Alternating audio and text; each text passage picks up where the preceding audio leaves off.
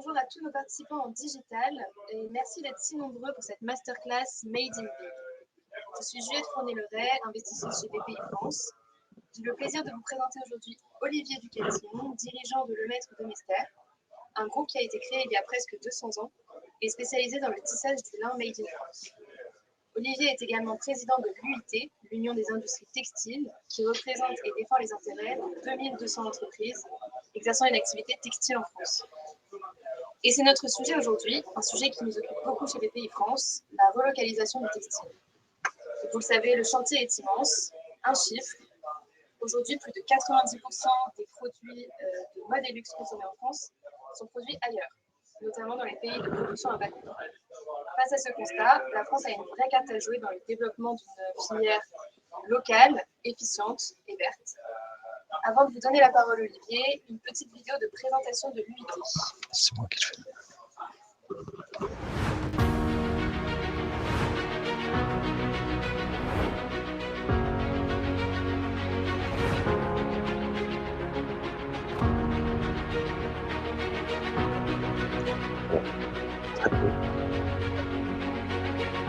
Le textile est partout dans notre quotidien, même là où on ne l'attend pas.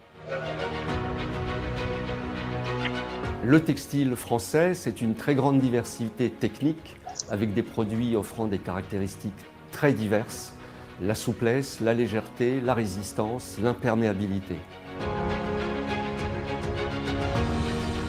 Aérospatiale, défense, santé, agriculture, il est même au cœur de notre souveraineté nationale.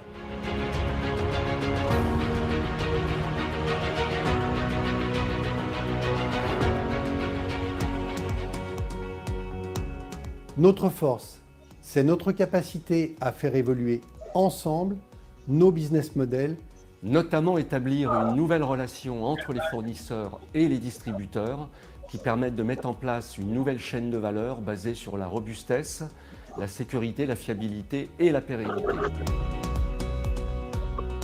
Notre force, c'est aussi notre capacité à relever les défis de la réindustrialisation.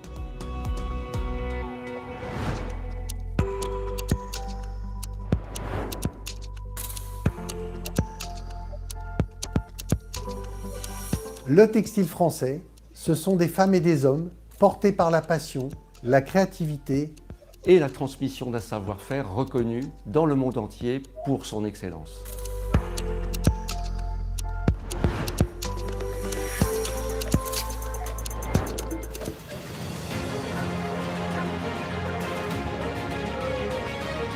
Notre engagement dans la recherche et l'innovation nous permet de faire face aux défis actuels et à venir, et notamment celui d'un développement durable et responsable.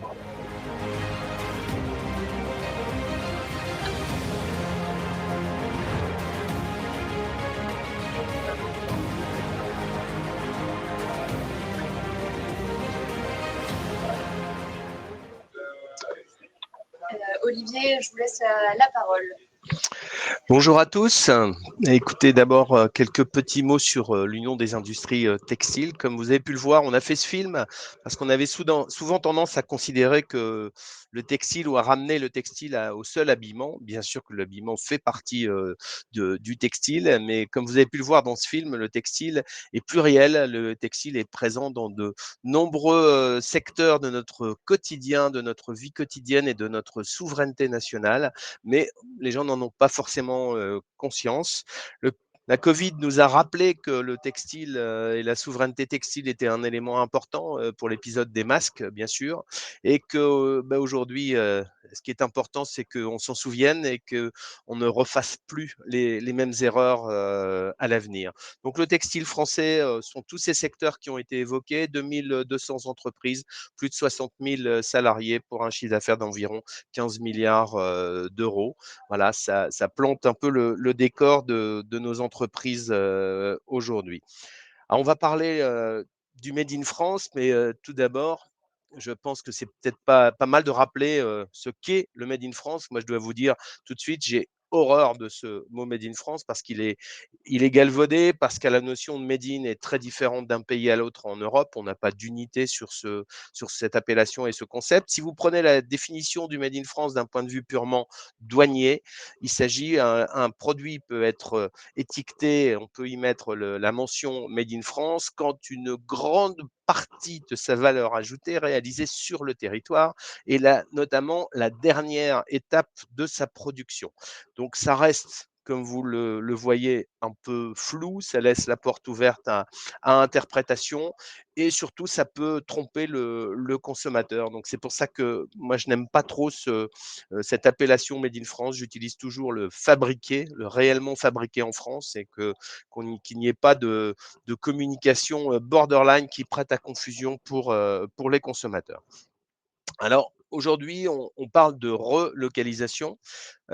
Juliette vous a présenté, je dirige effectivement une entreprise qui s'appelle Le Maître de Mester, qui est une PME, qui n'est pas un groupe, mais qui fait partie d'un groupe, une coopérative agricole qui s'appelle Natop, donc qui est une très grande société. Et nous sommes une toute petite entreprise qui a rejoint le giron de cette coopérative pendant le Covid en 2020.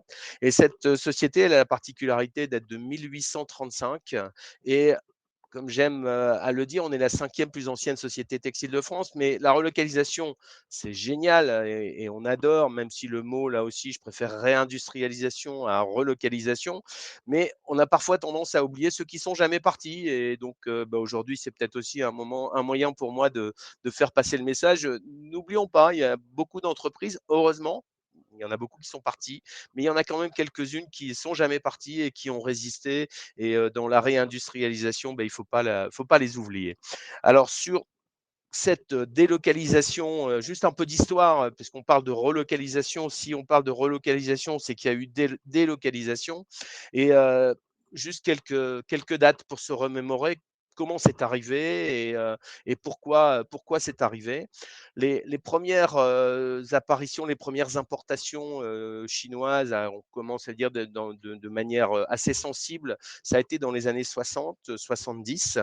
Et ensuite, progressivement, elles se sont développées. Mais après, il y a eu trois dates charnières, on va dire. Le premier magasin Zara en 1990 en France, le premier magasin H&M en 98 et en 2005, l'abandon des quotas pour la Chine, où là, on a été complètement inondé. Alors, inondé pour des raisons, à un moment, il faut être très pragmatique. C'est que ça prenait une telle ampleur, le phénomène Zara, H&M, qui ont amené un nouveau modèle économique complet, avec des collections toutes les 3 semaines, avec une offre qui se renouvelait de manière incroyable et qui pouvait attirer le consommateur, et avec des prix complètement différents, abordables et bas par rapport à ce à quoi étaient habitués les consommateurs et les consommatrices français. Pardon.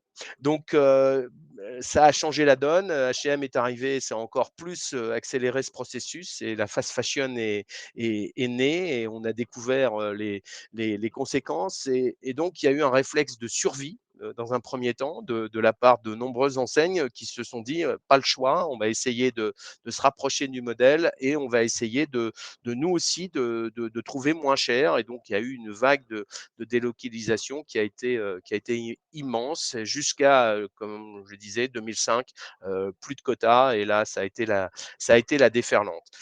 Petit exemple, je suis un homme du Nord et donc du nord de la France, des Hauts-de-France, et donc notre entreprise y est toujours près de Lille.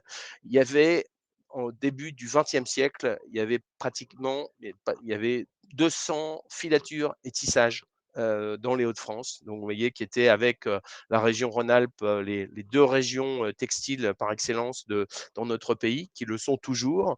Simplement, en termes de quantité, d'emploi, et c'est clair qu'on est passé par cette vague de délocalisation qui a fait très mal, puisqu'aujourd'hui, il y en a moins de 10, il en reste moins de 10 dans la région des Hauts-de-France si on cumule filature et tissage. Donc, voilà comment ça s'est passé, voilà les chiffres qu'on a pu constater dans des proportions très importantes. Et on est arrivé à cette délocalisation à outrance. Et puis la Covid est arrivée. Et là, il y a eu un grand changement. Ça avait démarré un peu avant, où le consommateur en avait marre qu'on lui raconte des conneries, on avait marre qu'on soit pas complètement transparent et a voulu, réellement savoir, comment les produits étaient faits, d'où venait la matière, comment c'était fabriqué et de plus en plus, ça a été de plus en plus exigeant et de plus en plus, attentif sur, ce genre de d'informations et là, on a commencé à voir, un début de retournement parce que le consommateur voulait aussi, avoir des achats qui avaient du sens et acheter un produit qui faisait 3 fois le tour de la terre, il a commencé à trouver ça un peu lourd et donc le tout cumulé fait qu'on a commencé à revoir ce mouvement de retour au local, de fabrication locale et surtout de transparence et de traçabilité, de nos produits textiles. Et je pense que c'est vraiment le nouveau curseur et le nouveau, point de démarrage de cette mouvance et depuis, de toute façon, cette période, rien ne sera plus jamais comme avant par rapport au comportement d'achat du consommateur. Juliette a cité quelques chiffres. Effectivement, on parle de plus de 90. Aujourd'hui, on peut estimer que 94-95 selon ce qu'on met dedans, du textile consommé, que ça soit en habillement ou pour la maison, est importé. Donc, il n'y a que 5 réellement produit sur place dans les chiffres, important d'être très lucide aussi et très, très honnête et de ne pas être des ayatollahs du fabriqué en France, ni des exigences à outrance, où on va dire qu'il faut absolument que tout soit fait en France. On serait aujourd'hui bien embêté si vous prenez, je peux citer une marque, d'un distributeur qui est le plus gros utilisateur, le plus gros vendeur de textiles en France, c'est Decathlon.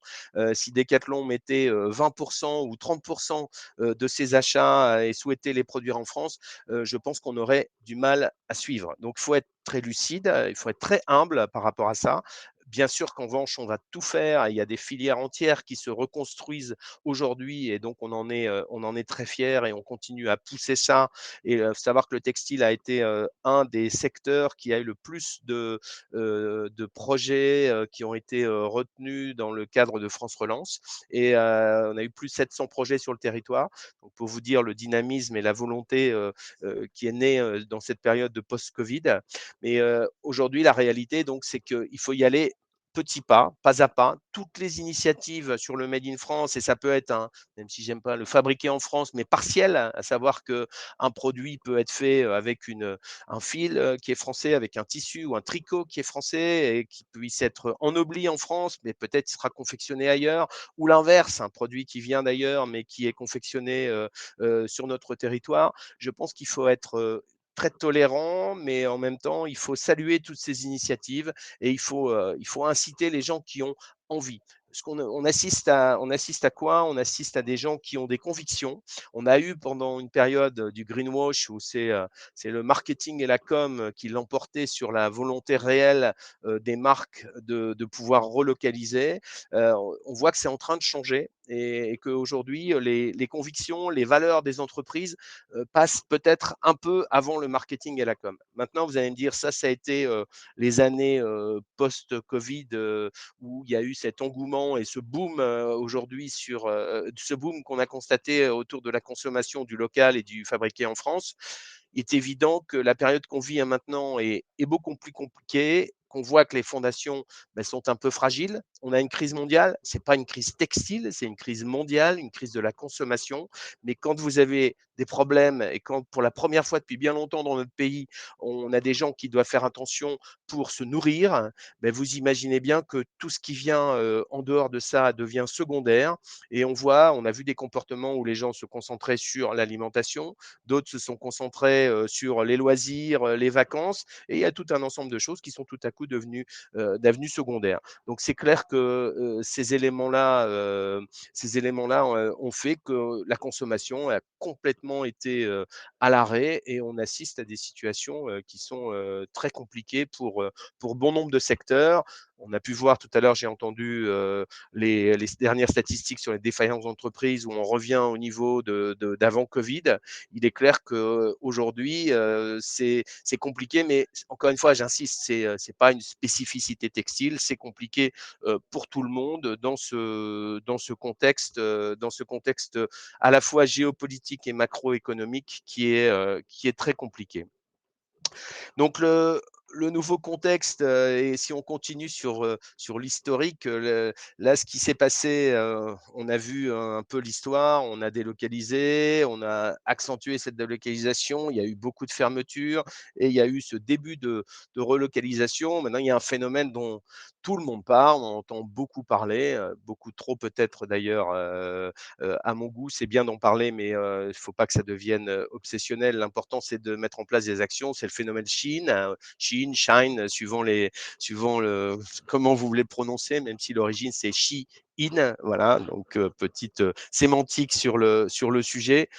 Alors bien sûr qu'on ne peut être qu'effrayé quand on voit les conditions dans lesquelles sont réalisés ces vêtements. On ne peut être qu'effrayé quand on a des doutes sur les conditions de travail et sur le respect des normes que nous, on nous impose en Europe et que peut-être à la frontière, on est beaucoup plus indulgent sur ces choses-là. Et là, on a des gens qui sont arrivés avec l'objectif clair de tuer une fast fashion qui devient leur ennemi pour ces gens-là. Donc, le phénomène est compliqué puisqu'on a une schizophrénie du consommateur où là, vous avez des gens qui, d'un côté, vous parlent de la planète, de l'impact carbone et de tous les méfaits de cette fast fashion, mais qui vont être le premier à se ruer sur des vêtements parce qu'ils sont pas chers. Donc, on voit bien qu'on a un équilibre fragile et que quand l'économie est compliquée, l'équation devient également compliquée et on a tendance parfois à oublier ses valeurs et ses convictions au détriment et au profit d'une situation, détriment d'une situation économique compliquée. Donc c'est un phénomène qu'on est en train de vivre. Je suis convaincu que c'est un phénomène transitoire et qu'on ne va pas y rester, on va pas rester sur ça et que le mouvement ne va pas s'arrêter. Le mouvement est enclenché, le consommateur ne reviendra pas sur ce qu'il a, sur la manière de consommer et tout ce qu'il a changé dans son comportement. Moi, ça, j'en suis convaincu. Alors, pourquoi c'est important de continuer à préserver le Made in France? Je vous ai donné quelques chiffres tout à l'heure sur l'importation et sur ce qui était fabriqué. Donc, seuls 5% fabriqués. Un Français aujourd'hui consomme 8 kilos de textile par an. 8 kilos, vous prenez 1% de ces 8 kilos, c'est 80 grammes. 80 grammes, c'est un soutien-gorge, une culotte, un bonnet, un foulard, une paire de chaussettes. Voilà, donc vous voyez, c'est pas grand-chose. Si chaque Français s'assurait que 1% de ces 8 kilos, donc 80 grammes de textile, soit effectivement produit en France par des entreprises françaises, nous avons fait une étude, nous avons commandité une étude par un organisme tout à fait sérieux et qui a été vérifié. Vous pouvez vérifier, l'étude s'appelle Cycleco, donc en tant qu'organisation professionnelle textile. Et il a été prouvé que si chaque Français s'assurait que 80 grammes de ses achats, 1%, étaient réellement fabriqués en France, on créerait 4000 emplois. Je pense que ça, c'est très parlant, ça fait réfléchir. Et à un moment, c'est les choses où vous, consommateurs, vous avez aussi un deuxième droit de vote. J'aime bien utiliser ce parallèle parce que c'est quand même vous qui décidez ce que vous achetez et que c'est pas toujours facile d'être cohérent entre le citoyen qu'on est et le consommateur qu'on est en même temps. Et parfois, encore une fois, je le dis, il y a un peu de schizophrénie et c'est pas toujours facile. Mais à un moment, réfléchissez-y et voyez-le. Et quand vous réfléchissez à un achat, bah, c'est peut-être important sur des achats qui n'ont pas des coûts et des prix astronomiques de pouvoir contribuer à ça, puisque c'est important le fabriquer en France. Donc, d'un point de vue sociétal, ça c'est super important. Si ça peut permettre de recréer des emplois, de préserver nos savoir-faire, c'est vraiment fondamental et très important. Le deuxième élément, qui est super important, c'est qu'aujourd'hui, le calcul d'impact carbone, dont vous entendez parler tous les jours, dont toutes les marques aujourd'hui sont en train de bien s'assurer qu'ils peuvent donner cette information à leurs clients et aux consommateurs, de savoir quel est l'impact carbone sur tel produit, quel est le calcul précis et l'impact de ce calcul de ce produit sur l'environnement. Aujourd'hui, il faut constater que c'est sur le calcul d'impact carbone, vous avez 2 éléments importants qui représentent le poids le plus important. C'est la matière première et le deuxième, c'est l'énergie que vous utilisez pour produire. Si votre énergie est carbonée, comme c'est le cas en Chine et dans beaucoup de pays, asiatiques, et si votre matière est faite à base de pétrole et qu'en plus, là aussi, elle est produite, tout ça est produit très loin de votre lieu de consommation, l'impact carbone est désastreux.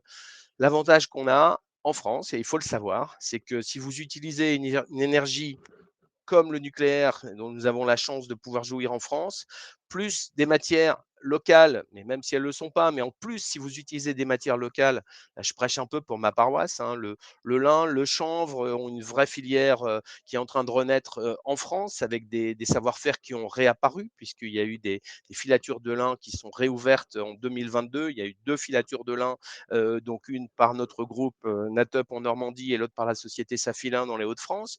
Donc aujourd'hui, ce sont des savoir-faire qui ont été réimplantés. Donc si vous avez la chance d'utiliser de la matière locale, tout ça produit en France avec une énergie décarbonée, c'est la moitié moins d'impact carbone par rapport à n'importe quel autre article que vous allez importer. Bien sûr, vous allez me rétorquer: «Oui, mais le prix». Oui, c'est toujours on en revient à ce problème d'équation, du prix entre les valeurs qu'on peut avoir et entre le porte-monnaie, ce qui n'est pas toujours évident. Alors aujourd'hui, moi je le dis, on est sur un plateau lié à une conjoncture, et lié à des éléments qui sont, bien sûr, externes et macroéconomiques et géopolitiques. Mais on peut, aujourd'hui, est-ce qu'on se dit, on arrête tout, on laisse tomber, on s'assoit et on pleure? Ou est-ce qu'on se dit, qu'il y a des solutions? Vous devinez que, moi je fais partie de ceux qui disent: «Bien sûr, il y a des solutions, il y a des propositions». Bah, alors, quelles solutions? Quelles propositions? C'est peut-être les choses, aujourd'hui, effectivement, sur lesquelles on peut s'interroger. Bah, les solutions, il y en a une qui est, assez évidente, et ça a toujours été et ça l'est encore, et on peut encore le voir aujourd'hui sur le big, c'est innovation, recherche et développement, et il faut essayer. Et c'est pas que les grosses entreprises qui doivent s'essayer, et je pense que c'est aussi un problème de mentalité, un problème culturel, chez nous, chez nos entreprises, de se dire: «Je suis petit, mais je peux aussi innover, je peux aussi me lancer dans la recherche, je peux faire du crédit impôt recherche parce que je investis sur des produits et des programmes d'innovation. Il faut que ça rentre dans la mentalité de quelle que soit la taille de l'entreprise. Savoir que le textile aujourd'hui, c'est 80 de PME. Donc, il est évident que nous, on les voit, ces PME, on les contacte, on a des contacts tous les jours avec elles, et on voit bien que ben, il y en a pour qui c'est un peu plus compliqué. De la même façon, vous entendez parler très régulièrement de décarbonation. Je fais un petit aparté sur la décarbonation. C'est pareil, la décarbonation, je pense que c'est nécessaire, qu'il faudra de toute façon passer par là. On n'a pas le choix. Il y a encore des entreprises qui sont sceptiques ou qui se disent: «Oui, c'est pas pour nous», ou qui se disent: «Bon non, mais ça concerne les gros, ça concerne pas les petits». Non, maintenant on a un véritable souci sur ce genre d'enjeu. C'est que pour certaines entreprises, le coût des investissements pour décarboner, peut être, dans des proportions complètement, hallucinantes par rapport à leur taille, à leur chiffre d'affaires, et c'est là où le rôle des pouvoirs publics est important. J'y reviendrai après dans les solutions et dans les propositions, puisque je pense que sur ces sujets-là, les pouvoirs publics ne peuvent pas ignorer ces sujets, et il faut en faire encore plus que ce qui peut être fait, aujourd'hui. Euh, donc l'innovation, en tous les cas, c'est la base. On l'a évoqué tout à l'heure, mais il y a certaines choses que peut-être vous ne l'avez pas en tête, tous les coureurs de Formule 1, par exemple, aujourd'hui, sont équipés à peut-être 80 par des combinaisons réalisées à base de tissus d'une société, française de la région Rhône-Alpes et qui a mis au point ce tissu. Grosjean, peut sûrement dire merci à cette société s'il s'en est sorti, et s'il est sorti des flammes, si vous vous souvenez de ce Grand Prix où il a été, complètement, dans les flammes.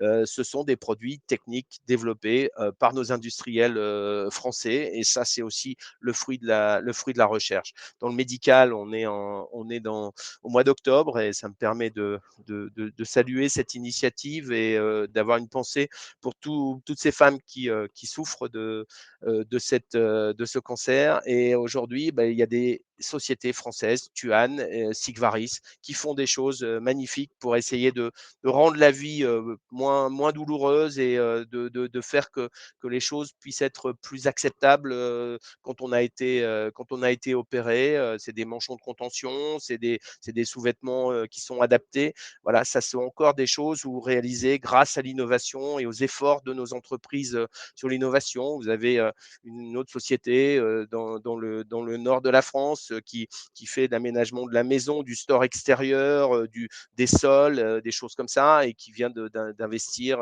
là aussi avec un plan de relance et qui se posait la question de savoir si ils allaient installer une usine au Portugal ou en France. Ils l'ont fait en France et c'est là aussi j'ai eu la chance de visiter cette usine, des innovations à tous les niveaux, à la fois dans les process, dans les produits. Donc je pense qu'une des clés, c'est clair, c'est l'innovation et c'est ce qui nous permettra de rivaliser, puisque aujourd'hui, on peut vous citer aussi quelques exemples.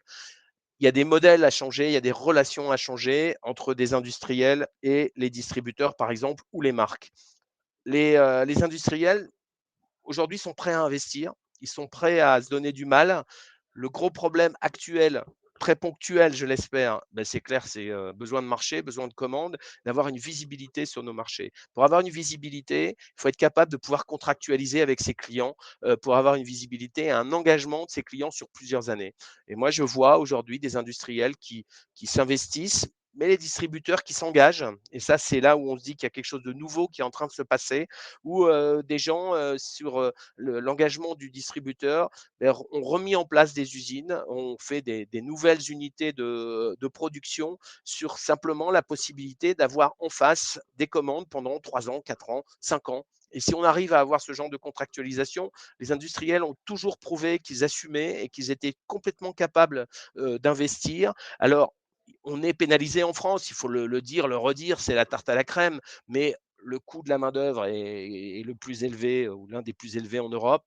Donc, c'est clair que les investissements, l'innovation est faite aussi sur des procédés d'automatisation, de robotisation pour limiter les coûts de main-d'œuvre et pour être le plus compétitif possible. Et donc, on peut prouver, il y a des expériences, il y a des usines qui se sont montées où les gens ont prouvé qu'ils pouvaient faire des produits et rivaliser avec même des productions asiatiques sur la base de produits très automatisés. Et j'ai l'exemple d'une société près de Lille, à Tourcoing, l'UTT, qui a fait des bonnets, qui a monté une usine de zéro, alors que ce n'était pas son métier, une usine de tricotage de bonnets, parce qu'en face, elle a eu un marché et un distributeur qui s'est engagé sur 5 ans pour prendre ces bonnets.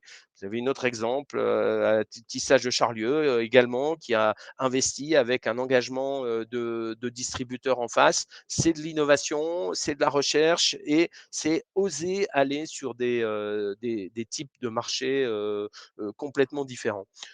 Je vous ai dit que j'allais revenir sur les pouvoirs publics. Je pense que le rôle des pouvoirs publics est hyper important. On ne peut pas faire de la com et avoir un message qu'on entend, et ça me ravit d'avoir ce message-là, hein, qui se soucie de la relocalisation, de la réindustrialisation. Mais je pense que aujourd'hui, il faut aller au-delà. On nous parle du plan Industrie verte. C'est très bien, il y a des débuts, mais aujourd'hui, on voit que si on met en perspective, pour une gigafactory de batteries, l'État met 1 milliard sur la table et et je ne critique pas, je trouve ça très bien parce que ça crée énormément d'emplois, ça va nous permettre d'asseoir une certaine souveraineté.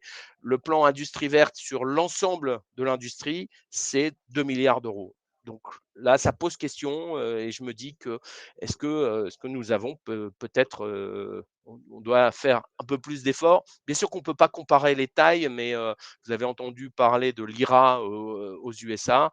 Juste encore une fois, à toute proportion gardée, c'est 160 milliards d'euros. Et dernier sujet qui peut être aussi un élément pour favoriser le retour à la création d'usines, c'est qu'aux USA, l'IRA, donc c'est simple, clair, facile à utiliser. Ça a été très vite. Entre le moment où ils ont installé et le moment où ça a été disponible pour les entreprises, ça a été vraiment quelques semaines de réactivité.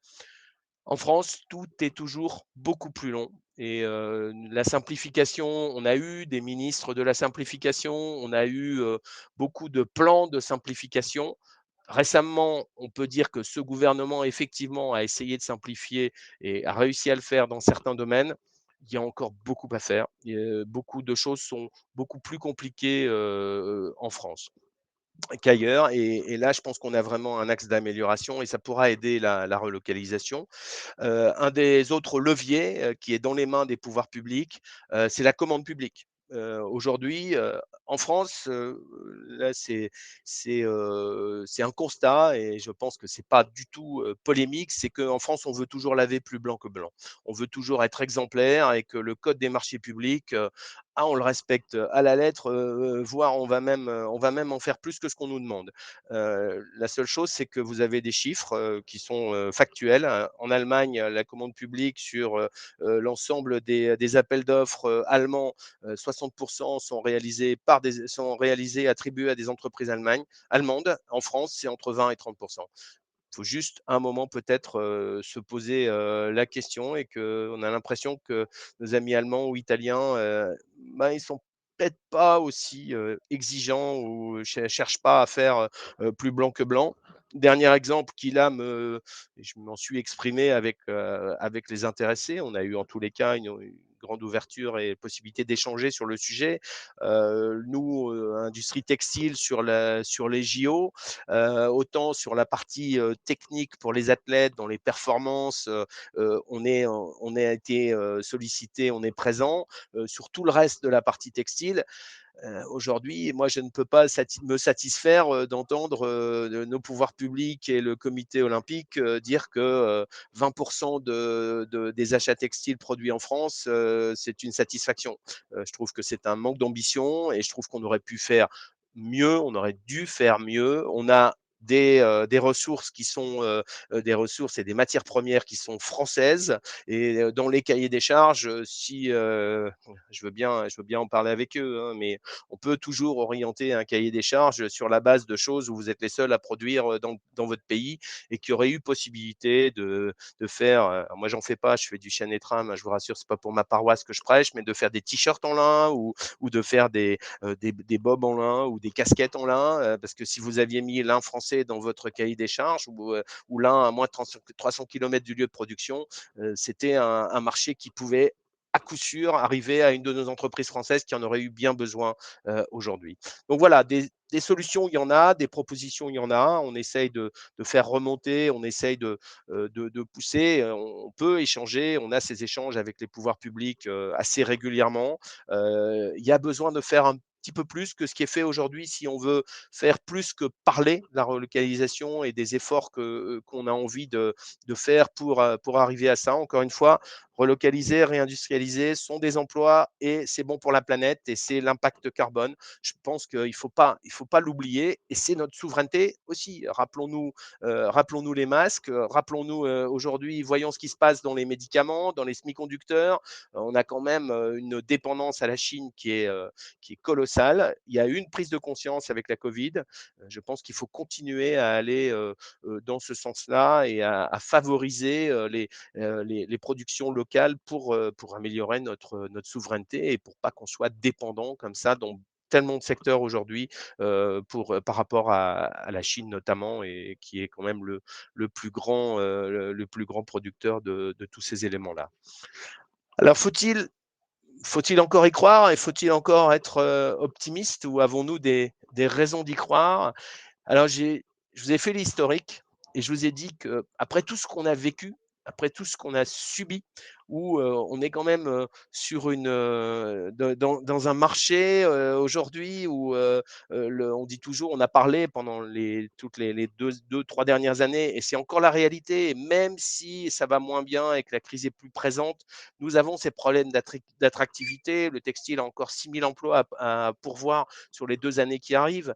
Et aujourd'hui, on est obligé de redorer le blason de l'industrie française, de l'usine, de donner envie à nos jeunes d'aller à l'usine.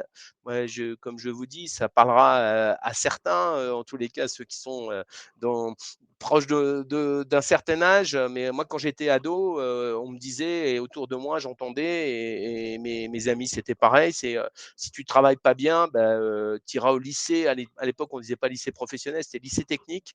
Et si vraiment tu es nul et que tu fais aucun effort, tu iras à l'usine. Voilà un peu comment on a été élevé dans les années 60-70. Et vous imaginez que ça a un impact, mais pour revenir en arrière, il faut ramer, et que l'attractivité, la marque employeur, ce sont des vrais sujets, des vrais enjeux aussi pour notre industrie.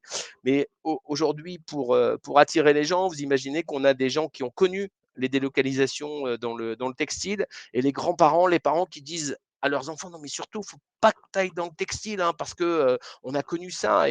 Et aujourd'hui, donc, on doit faire des efforts pour les convaincre, et bien qu'ils prennent conscience de tout ce qu'on a essayé de vous montrer au travers de ces films ou de ces échanges, que le textile a cette énorme capacité. Et je pense qu'il n'y a peut-être pas un secteur plus résilient que le textile. La résilience, ça nous colle à la peau. Des fois, c'est un mot qui est un peu galvaudé, mais je pense que nous, ça nous va bien. Ça nous va bien parce qu'on est passé quand même par de nombreuses périodes très difficiles. On nous a enterrés au moins une demi-douzaine de fois. Et on est toujours là, et on est toujours là parce qu'on a su se réinventer, parce qu'on a su se renouveler. Donc, ce qui est important, et pourquoi on va y croire, parce que finalement, ce sont les entreprises, ce sont les acteurs, les entrepreneurs, ce sont ces individus-là, c'est ensemble. Et c'est peut-être la nouveauté, c'est qu'avant, il y a eu cette capacité à renaître et à retrouver, à refaire, à recréer des entreprises tout seul. Moi, je pense qu'on a la chance d'avoir des acteurs engagés, concernés, experts, brillants, professionnels, et ils arriveront à passer cet écueil et à passer ce qu'on est en train de vivre. La nouveauté, et pourquoi il faut y croire, c'est que je pense qu'on n'y arrivera pas seul dans son coin, et que nous, le rôle d'un syndicat professionnel à un moment, c'est peut-être de faire ensemble qu'on ait une approche collective, parce que c'est évident que l'intelligence collective dans ce genre de situation, c'est la clé, parce que c'est évident qu'à plusieurs, on est plus intelligent que tout seul dans son coin, et que je pense qu'aujourd'hui, travailler en réseau, favoriser l'agilité, la souplesse, les échanges, et là où on n'est pas super bon naturellement, c'est pas culturel en France, hein, qu'une ETI emmène des PME, PMI avec elle pour trouver des marchés, que les portes s'ouvrent. Mais aujourd'hui, on voit des choses qui sont en train de s'organiser, et cette intelligence collective avec des acteurs engagés et compétents, c'est pour cette raison que je reste résolument optimiste, même si la période est compliquée. Et je dirais, pour finir sur est-ce qu'on doit encore y croire, j'utiliserai un anglicisme, je suis désolé, hein, vous allez dire c'est un comble pour quelqu'un qui prône le local, mais faut quand même s'adapter. C'est make it happen, disent les Anglais. Make it happen, ça veut dire quoi? Ça veut dire euh, arrêtez d'en parler, mais faites en sorte que ça se fasse. Et moi, c'est quelque chose, quand je parle à certains de nos politiques, je leur parle en anglais, et je leur dis make it happen. C'est bien beau d'annoncer, c'est bien beau de dire qu'il faut, mais à un moment, comment on fait pour que ça se passe réellement, et comment on fait pour que les choses avancent réellement? Et je veux dire, aujourd'hui, voilà, être acteur, c'est parler, c'est bien, la communication, elle est indispensable, et je suis un peu là pour ça aussi, mais ça suffit pas, ça suffit pas. Il faut agir, il faut faire en sorte que les choses bougent, que les lignes bougent, et c'est pour ça qu'on reste optimiste parce que ce sont les industriels qui sont les acteurs et maîtres de leur destin et de leur avenir. Merci beaucoup, Olivier, Je vous en pour prie. cette intervention. Il nous reste environ 5 minutes, on a déjà quelques questions. Donc la première, quel serait le meilleur levier pour la réindustrialisation française et faut-il taxer les produits importés par rapport à la distribution? C'est une bonne question. C'est vrai que j'aurais dû en parler. Alors sur la fameuse taxe à la frontière, bonne idée, fausse bonne idée. Alors je pense que si on fait comme ça a été évoqué, hein, parce qu'aujourd'hui ce sont des choses qui se discutent comme beaucoup de choses, hein, il faut être très clair, comme beaucoup de choses où se discute en Europe, et c'est l'Europe qui a un peu les clés du camion sur pas mal de sujets. Et donc sur cette fameuse taxe à la frontière, il faut faire attention à ce qu'on fait. Aujourd'hui, dans le textile, comme on l'a dit, les matières premières locales, il y en a quasiment pas. Bien sûr, j'ai fait un peu de promotion du lin et du chanvre et de la filière laine française, mais ça doit représenter à tout casser 5% de l'ensemble des matières qui vont être consommées. Donc si on commence à taxer les matières premières, ça veut dire que tous nos industriels vont être taxés sur leurs achats de matières, et qui correspond à un gros poste dans leur compte d'exploitation. Donc effectivement, ce n'est pas la bonne solution. Donc nous, bien sûr, on est vent debout cette taxe à la frontière sur les matières premières.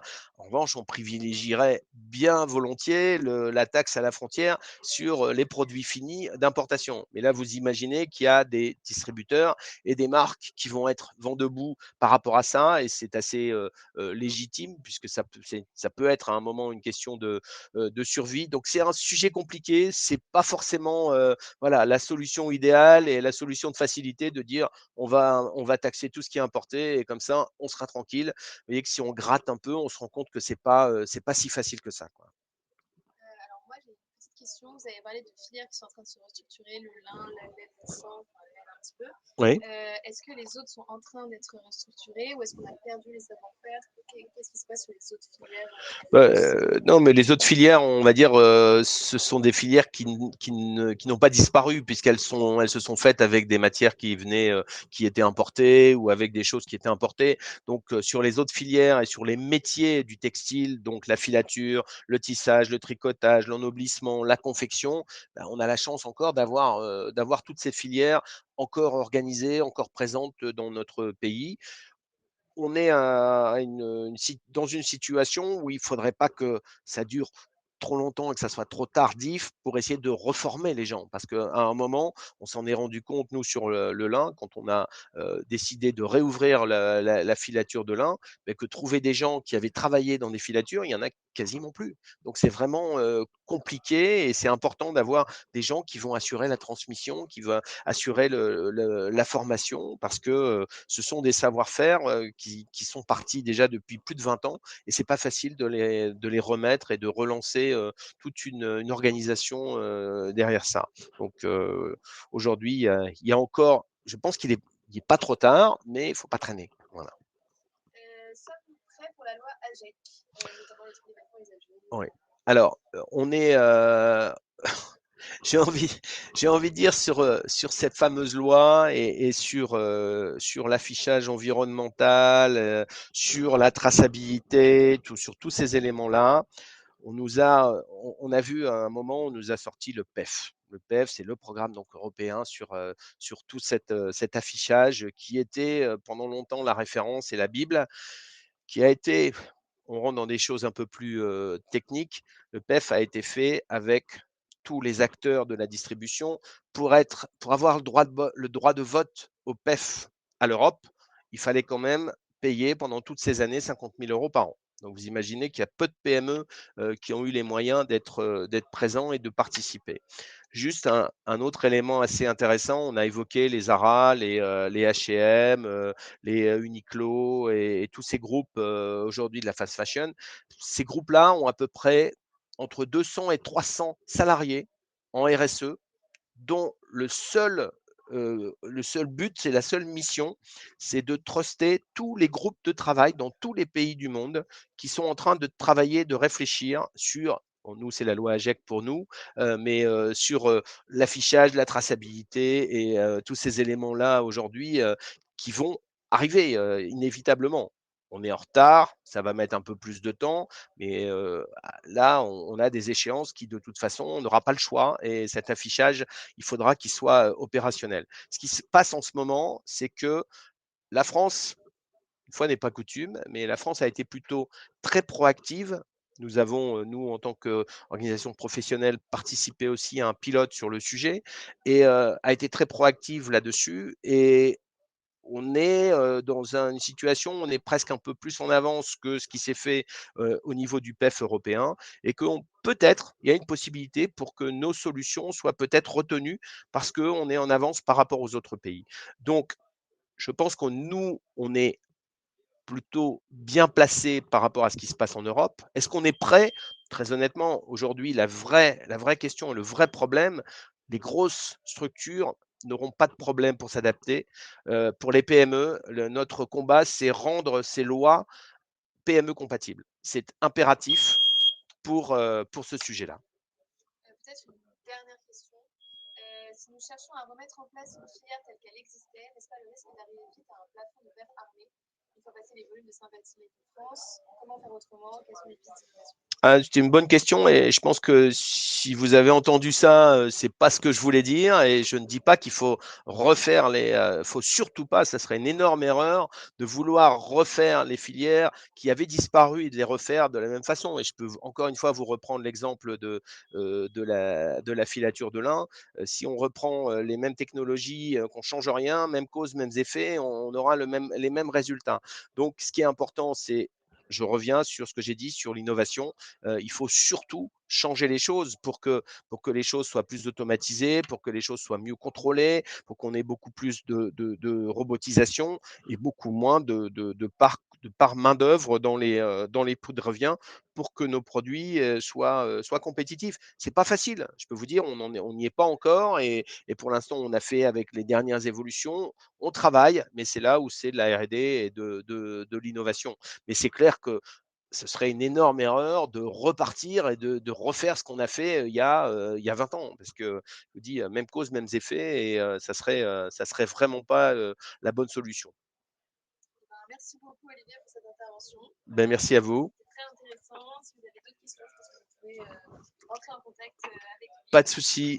Sur l'UIT, sur le site de l'UIT, n'hésitez surtout pas si vous avez des questions. Voilà, merci à tous.